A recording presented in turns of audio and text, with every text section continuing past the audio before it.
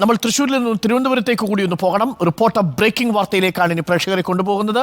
അപ്പോൾ തൃശ്ശൂർ മാത്രമല്ല അഴിച്ചുപണി വേണ്ടത് തിരുവനന്തപുരത്തുമാണ് എന്നാണ് നമ്മൾ മനസ്സിലാക്കുന്നത്. തിരുവനന്തപുരം DCC പ്രസിഡന്റ് പാലോട് രവിയെ മാറ്റിയേക്കും.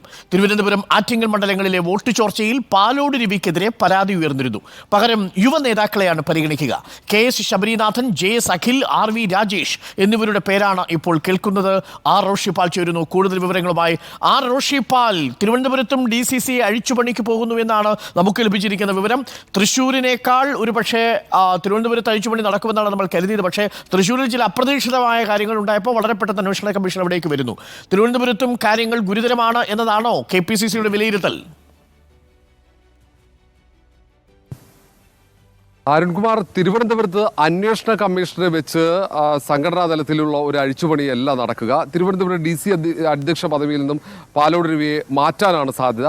അത്തരം ആലോചനകൾ KPCC തലത്തിൽ നേരത്തെ തന്നെ തുടങ്ങിയിരുന്നു. ലോക്സഭാ തെരഞ്ഞെടുപ്പ് കഴിയട്ടെ, എന്നിട്ട് DCC അധ്യക്ഷനെ മാറ്റണം, DCC ഉടച്ചു വാർക്കണം. പാർട്ടി സംസ്ഥാനത്തെ ഏറ്റവും ദുർബലമായ ജില്ലകളിൽ ഒന്നാണ് തിരുവനന്തപുരം. തിരുവനന്തപുരത്ത് നിയമസഭാ തെരഞ്ഞെടുപ്പിൽ വലിയ മുന്നേറ്റം ഉണ്ടാക്കിയില്ലെങ്കിൽ ഭരണം പിടിച്ചെടുക്കുക അത്ര എളുപ്പമല്ലെന്ന് കോൺഗ്രസ് നേതൃത്വത്തിന് അറിയാം. തിരുവനന്തപുരത്ത് ഇപ്പോൾ കോവളം എന്ന ഒരു നിയമസഭാ മണ്ഡലത്തിൽ ഒതുങ്ങി നിൽക്കുകയാണ് UDF സംവിധാനം. തിരിച്ചുവരവിനുള്ള ഒരു സൂചന പോലും കാണുന്നുമില്ല. ഈ ലോക്സഭാ തെരഞ്ഞെടുപ്പിലാകട്ടെ വലിയ രീതിയിൽ ആറ്റിങ്ങലിൽ വോട്ട് ചോർച്ചയുണ്ടായി. തിരുവനന്തപുരത്തും പ്രതീക്ഷിച്ച വോട്ട് കിട്ടിയില്ലെന്ന സ്ഥാനാർത്ഥി പരാതി പറയുന്നു. ഇലക്ഷൻ കമ്മിറ്റി ചെയർമാൻ പരാതി പറയുന്നു. ആറ്റിങ്ങലിൽ സമാനമായ ആക്ഷേപമുണ്ട്. വ്യാപകമായി DCC അധ്യക്ഷനെതിരെ പരാതി ഉയർന്ന സാഹചര്യമുണ്ട്. നമുക്കറിയാം, ലോക്സഭാ തെരഞ്ഞെടുപ്പിന്റെ തൊട്ടു മുമ്പ് രാജ്യസന്നദ്ധത KPCC നേതൃത്വത്തെ പാലോട് രവി അറിയിച്ചിരുന്നു. അന്ന് തെരഞ്ഞെടുപ്പിലേക്ക് പോകുന്ന ഘട്ടത്തിൽ DC അധ്യക്ഷൻ മാറുമ്പോൾ പുതിയ ആളെ നിയമിക്കുമ്പോൾ ചിലപ്പോൾ വിഭാഗീയതയ്ക്ക് വഴിയൊരുക്കും എന്ന ഒരു വിലയിരുത്തലിന്റെ അടിസ്ഥാനത്തിലാണ് പാലോട് രവിയോട് തൽസ്ഥാനത്ത് തുടരാൻ ആവശ്യപ്പെട്ടത്. ഏതായാലും ഇനി 20-ന് KPCC യോഗമുണ്ട്. വലിയ കാലതാമസമില്ലാതെ തന്നെ DCC അധ്യക്ഷ പദവിയിൽ നിന്നും പാലോട് രവിയെ മാറ്റിയേക്കും എന്ന സൂചനകളാണ് പുറത്തു വരുന്നത്. നേരത്തെ ചിന്തൻ ശിബിറിൽ 50% സംഘടനാ തലത്തിൽ യുവാക്കൾക്ക് അവസരം നൽകണമെന്ന നിർദ്ദേശം ഉയർന്നിരുന്നു. അത് നടപ്പിലാക്കാൻ കടുത്ത സമ്മർദ്ദം KPCCക്ക് അടക്കമുണ്ട്. അങ്ങനെയെങ്കിൽ സംസ്ഥാനത്ത് 10 DCC അധ്യക്ഷന്മാരെ മാറ്റാൻ സാധ്യതയുണ്ട്. മറ്റൊന്ന്, യുവാക്കളെ പരിഗണിച്ച മലപ്പുറം, എറണാകുളം ജില്ലയിൽ പാർട്ടിക്ക് വലിയ മുന്നേറ്റമുണ്ടായി എന്നൊരു വിലയിരുത്തൽ കൂടി AICCക്കുണ്ട്. അങ്ങനെ ഒരു സാഹചര്യത്തിലാണ് കൂടുതൽ യുവാക്കൾക്ക് സംഘടനാ നേതൃത്വത്തിൽ പരിഗണന നൽകാനുള്ള ആലോചന KPCCയുടെ ഭാഗത്തുനിന്നുണ്ടാകുന്നത്. അങ്ങനെയെങ്കിൽ യുവാക്കൾക്ക് പരിഗണന. മുൻ MLA കൂടിയ KS ശബരിനാഥനുണ്ട്. യൂത്ത് കോൺഗ്രസിന്റെ ദേശീയ കോർഡിനേറ്ററായി പ്രവർത്തിച്ചിരുന്ന JS അഖിലുണ്ട്. RV രാജേഷ് അടക്കമുള്ള ജില്ലയിലെ ഏറ്റവും പ്രധാനപ്പെട്ട യുവ നേതാക്കളെ ശശി തരൂരും DCCയും തമ്മിൽ ചില അഭിപ്രായ വ്യത്യാസങ്ങളൊക്കെ ഉണ്ടായിരുന്നതായിട്ടൊക്കെ നമ്മൾ റിപ്പോർട്ട് ചെയ്തിരുന്നു. കാര്യം കോൺഗ്രസ് സംഘടനയിൽ നിന്ന് വേണ്ടത്ര പിന്തുണ ശശി തരൂരിന് പല ഘട്ടങ്ങളിലും കിട്ടിയില്ലെന്ന് മാത്രമല്ല, അനാരോഗ്യകരമായ ചില കാഴ്ചകളും നമ്മൾ പലയിടങ്ങളിൽ നിന്ന് കാണുകയും ചെയ്തു. അപ്പോൾ ശശി തരൂരിന്റെ കൂടി ഒരു അഭിപ്രായം പരിഗണിച്ചായിരിക്കുമോ ഈ DCC പ്രസിഡന്റിനെ മാറ്റാനുള്ള നീക്കം? കാരണം ശബരിനാഥൊക്കെ വരികയാണെങ്കിൽ ശശി തരൂരുമായിട്ട് അടുത്ത് നിൽക്കുന്ന, രാഷ്ട്രീയ ലൈൻ വളരെയധികം അടുത്ത് നിൽക്കുന്ന ആളാണ് ശബരിനാഥ്. അപ്പോൾ ശബരിനാഥ് അടക്കമുള്ള നേതാക്കൾ എത്തുന്നത് ശശി തരൂരിനും വലിയ ഗുണകരമാണ് എന്നാണ് പൊതുവെയുള്ള വിലയിരുത്തൽ. അങ്ങനെ എന്തെങ്കിലും ശശി തരൂരിന്റെ അഭിപ്രായം കൂടി പരിഗണിക്കുന്നുണ്ടാകുമോ KPCC?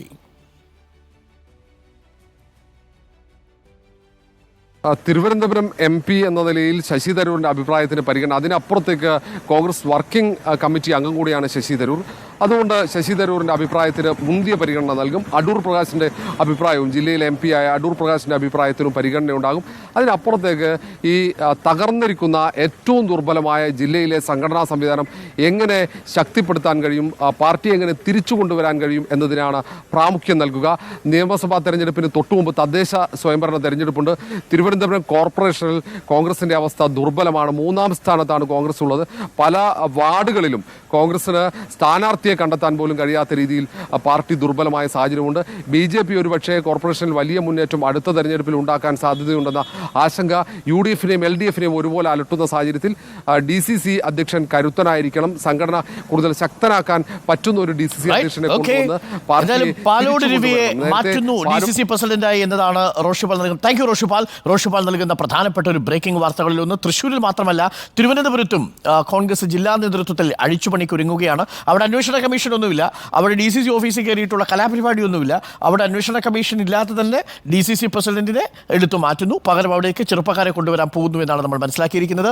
അതിന് മാറ്റാനുള്ള പ്രധാനപ്പെട്ട കാരണം അടൂർ പ്രകാശിൻ്റെയും ശശി തരൂരിൻ്റെയും ഒക്കെ തെരഞ്ഞെടുപ്പ് വിജയവുമായി ബന്ധപ്പെട്ടുകൊണ്ട് ചില പരാതികളുണ്ടായിരുന്നു. പ്രത്യേകിച്ച് വോട്ട് ചോർച്ചയുണ്ടായി, DCC കൃത്യമായിട്ട് എണ്ണയിട്ട ഒരു മെഷീൻ പോലെ പ്രവർത്തിച്ചില്ല തുടങ്ങിയ ആരോപണങ്ങൾ ഇരു നേതാക്കളും ഉന്നയിച്ചു എന്നാണ് നമ്മൾ അറിയുന്നത്. അതിൻ്റെ അടിസ്ഥാനത്തിൽ കൂടിയാണ് തിരുവനന്തപുരത്ത് DCC പ്രസിഡന്റ് പദവിയിൽ നിന്ന് പാലോട് രവിയെ മാറ്റാൻ പോകുന്നത്. പകരം എത്തുന്നത് ആരായിരിക്കും? ശബരിനാഥ് ആയിരിക്കുമോ, അതല്ല അഖിലായിരിക്കുമോ, RV രാജേഷ് ആയിരിക്കുമോ എന്നതാണ് ചോദ്യം.